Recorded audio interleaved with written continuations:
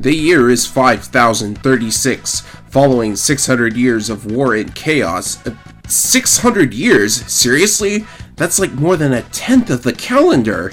The evil Balformian Empire unleashes a deadly super weapon upon the Phantom region, known only as the Four Sages for some reason that's never explained. Like, who were the Four Sages? The entire region is obliterated and became the desolate and uninhabited Phantom Zone, which will not lead to any Superman jokes. With the biggest threat to their invasion out of the way, the Balformian Empire continues taking over the entire continent of Mildras Gars. Wow, that took forever to pronounce that correctly. 400 years later, the Balformian Empire has succeeded in taking over the world. Wait, 400 years? How is this taking so long? What is the Empire run by? The AI from Civilization 6? Welcome, ladies and gentlemen, to my Let's Play of FEDA, the Emblem of Justice!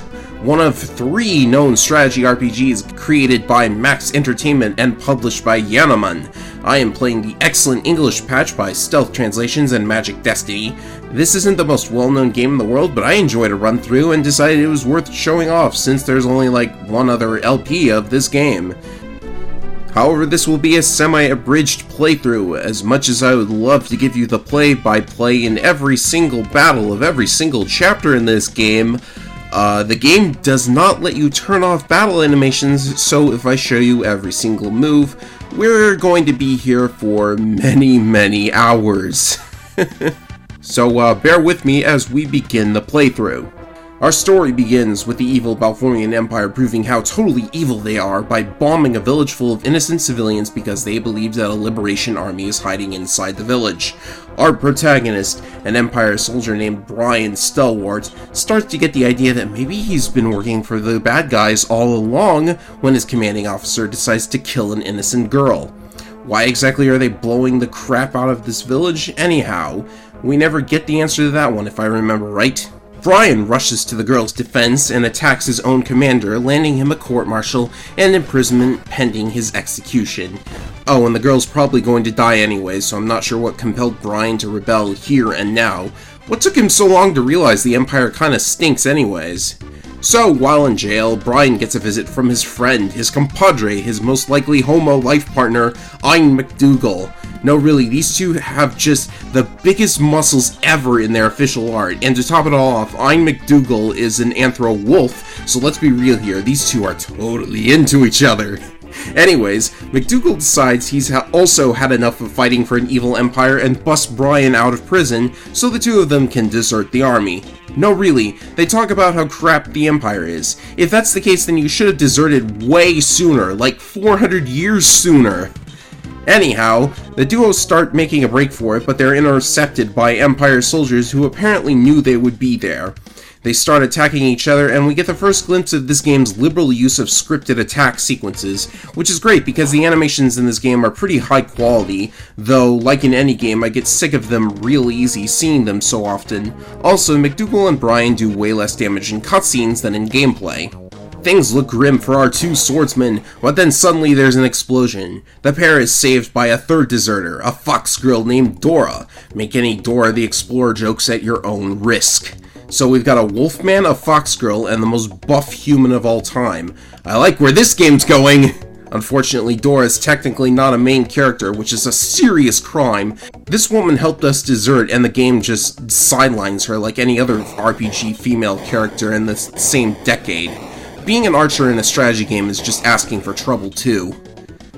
So finally we get our Chapter 1 intro. Apparently our deserting the army earned us such a massive amount of infamy that the Balformian Empire created an entirely new unit called the Bloody Rose, whose sole purpose is to kill deserters. You'd think that the Empire would be more concerned about the Liberation Army than spending time on guys who decided they just didn't want to actually fight, but I suppose when you're a generic evil empire you have to instill a little fear. We find ourselves in the region of Scudelia, 2 whole months after the incident at the village earlier. The party has decided to attempt to cross to the mainland, but apparently they lost or broke their weapons because they talk about being completely unarmed, despite their sprites showing that they have weapons. Have they just been punching stuff this entire time? Luckily, they run into a young weapon thief named Tom, who has been messing with the Empire in his own way and can supply us with weapons. And not a moment too soon, because there's an enemy unit headed our way. The overworld map kind of works like Fire Emblem Gaiden, though the game mechanics in FEDA are much closer to Shining Force than Fire Emblem. We're in battle now, so now's a great time to introduce our crew. Brian Stelwart is your first character. As a main character, if he dies, it's game over, which leads to something we in the Fire Emblem community call Marth's Magnetism. What this means is enemies tend to target Brian exclusively if they get the chance, which is okay because Brian's got a lot of attack and defense and plenty of HP as well. His agility is low, so he won't evade a lot, but he can take the hits. Now, units in FEDA can have one or more combat arts. Brian's is Wave Impulse, which costs 8 MP and does a lot of damage and even has a range of 2 tiles. Brian's MP is low at this point, so you'll want to save it for an enemy you can't kill with a physical attack. The second character is Ein McDougal, who I always refer to by his last name because Ein sounds too much like Brian. McDougal is also a main character, so enemies prioritize him and his death means a game over. He's got a lot of attack power like Brian and uses the same weapon type, the sword, but his defenses are way lower. Fortunately, HP is about the same and his agility is way higher, so expect him to dodge more often. Just watch out for combat arts because those never miss. Speaking of which, McDougal's combat art is Moon Slice, which only has a range of 1 but packs quite a bit of power.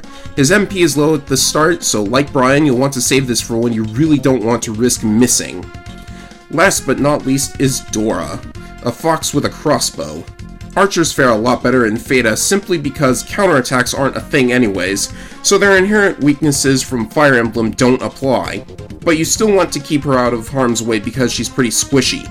Still, range attacks are nice to have for enemies just out of reach, and her combat art makes her even more of a boon. The Blink Bind is a powered-up crossbow bolt that will stun one enemy and paralyze them for several turns, not to mention you get a chance to see her chest each time you use it. Thing is, her endgame usefulness is questionable, but I always use her anyways. Now, why would you want to stun enemies instead of killing them?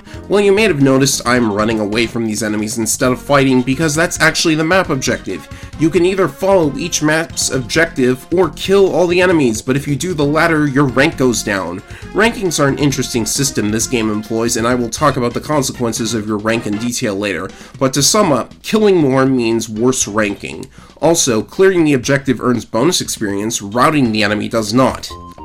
Anyways, the party comes to a bridge not long after, and Tom decides to stall the enemy's movements a little by blowing up the bridge. This can actually be observed on the world map, which is nice. Then we come to a small canyon, and Tom again decides to buy his time by causing the canyon to collapse with another explosive. Except he blows it up before we've reached the other side. What? Thanks a bunch, Tom. Now we have to take the long way around for no good reason. So we move to a small cave area where we can walk around and talk to people. One of Tom's friends is here, a lizard man named Dan, and our next unit. Dan uses axes and has a pretty good amount of power, but unfortunately he has less movement than anyone in the party right now besides Dora. No ranged option for him, but his combat art is in an area of effect attack. Enemies adjacent to the target for this move will also receive damage. If he could move faster, that would be excellent, and it would also be nice if he had the MP to use his combat art straight away, but whatever. We advance through the woods and find that apparently one of the Empire's units managed to get past the bridge, and the canyon somehow. This time around, the objective is in fact to liquidate all the enemies, so there's no penalty to your rank for doing so. Seriously though, liquidate? We're going with liquidate for this term? This battle introduces terrain bonuses and flying enemies. I don't think I need to go into detail there. Easiest way to handle flyers is to lure them into attacking Brian, so he tanks them like a boss. At this point, you're probably also wondering how the turns work, because you can see that after I move a unit, the enemy moves a unit or two, then I move one of mine, and so on. Not really sure what determines how many moves you get. I know in Shining Force and some other games, the turn order is based on the speed stat, but here you can choose any unit that hasn't already moved this turn when you have the option to move a unit, which I do think is a better option than order by speed. It's easier to strategize this way, I think. So anyways, after liquidating the enemy units, we move into the village at last. Villages in FEDA are a bit of an annoyance because there's really not much to do in them. You just run around talking to people until you find the plot trigger, though there are shops for buying new weapons and consumable items. I'm kinda short on cash, so an upgrade doesn't really appeal yet, so instead I'll buy mind repairs, which are MP restoring items. Rations restore HP, but it's so little HP that they are quickly obsoleted by other healing items later on, so I'll pass on those for now. Anyways, Tom introduces us to his sister, Eris. It turns out there's a fortress controlled by the Liberation Army not far from here, and Eris ends up taking us there because, despite deserting 2 months ago or so, we are technically still Empire soldiers in Liberation territory. Eris takes us past the oh-so-threatening puppy dog blocking our way out, and McDougal, is he talking about Eris here, or the puppy? In fact, this is a world with wolfmen and plenty of other anthro species, so are puppy dogs just a normal thing here?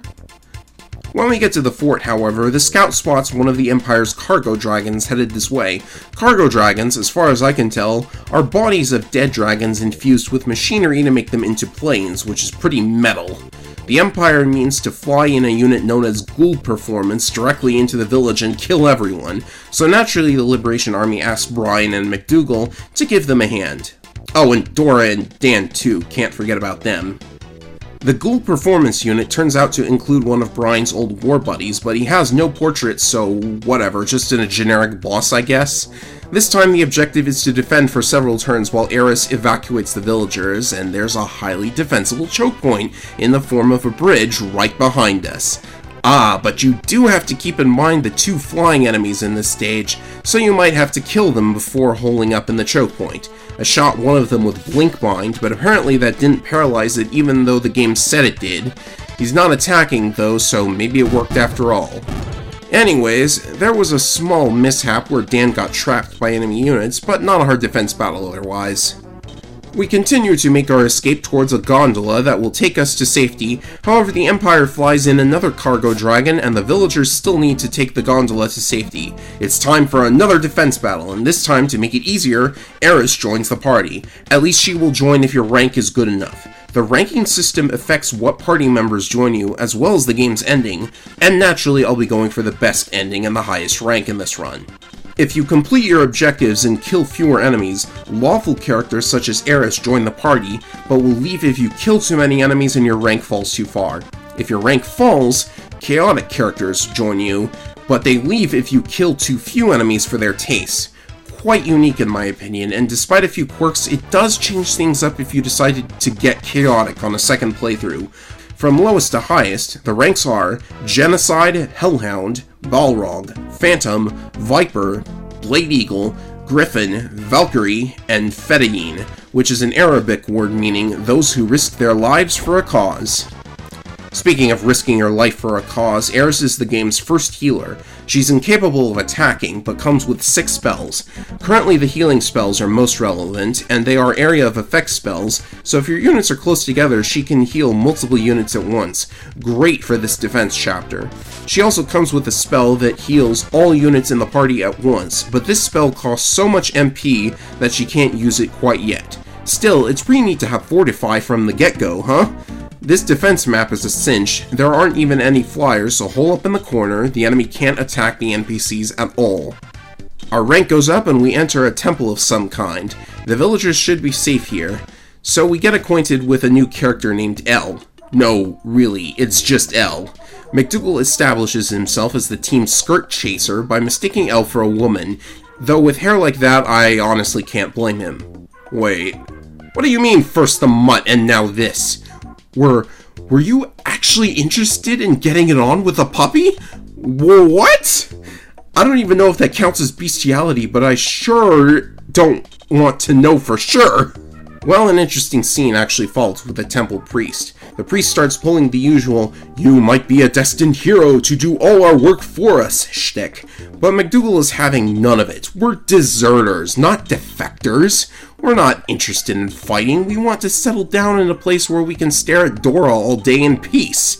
Still, the priest suggests taking Eris and Elle along with us so Eris can observe our actions. He makes a rather clever Shining Force reference, and then Eris explains that if we get too bloodthirsty, she'll leave the party. At this point, I start wondering who's ranking my playthrough anyways, but I'm then distracted by what appears to be a much more savage jab at Shining Force. We are flirting with the fourth wall, and I love it. Well, that ends Chapter 1 out of this game's 12 chapters. With Elle and Eris in tow, Brian continues his journey in the next chapter, which will be covered in the next video. Until then, leave a comment about what you thought of this video format I decided to try out.